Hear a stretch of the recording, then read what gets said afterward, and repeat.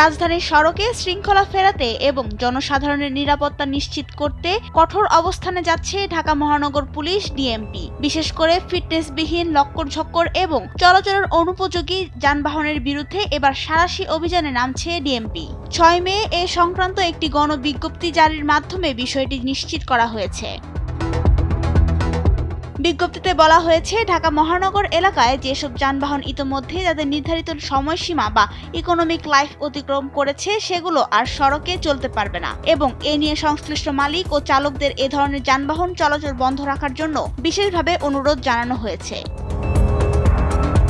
বাংলাদেশ সড়ক পরিবহন কর্তৃপক্ষের BRTA ২০২৩ সালের প্রজ্ঞাপন অনুযায়ী বাস ও মিনিবাসের ইকোনমিক লাইফ ২০ বছর এবং ট্রাক, কাভার্ড সহ অন্যান্য পণ্যবাহী মোটরযানের ইকোনমিক লাইফ ২৫ বছর নির্ধারণ করা হয়।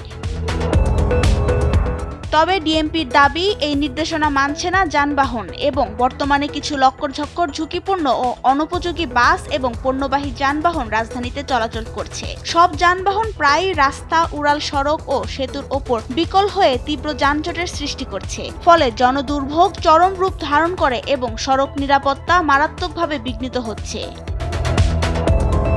ডিএমপি জানিয়ে দিয়েছে, এই অভিযানে কেবল ট্রাফিক পুলিশ নয়, সরাসরি মাঠে থাকবেন স্পেশাল মেট্রোপলিটন ম্যাজিস্ট্রেটগণ। বিজ্ঞপ্তিতে সতর্ক করা হয়েছে যে অভিযানে ধরা পড়লে কেবল সাধারণ জরিমানাতেই পার পাওয়া যাবে না, বরং সংশ্লিষ্ট যানবাহনের বিরুদ্ধে মামলা, ভারী অঙ্কের জরিমানা এবং সরাসরি ডাম্পিংয়ে পাঠানো সহ কঠোর ব্যবস্থা গ্রহণ করা হবে।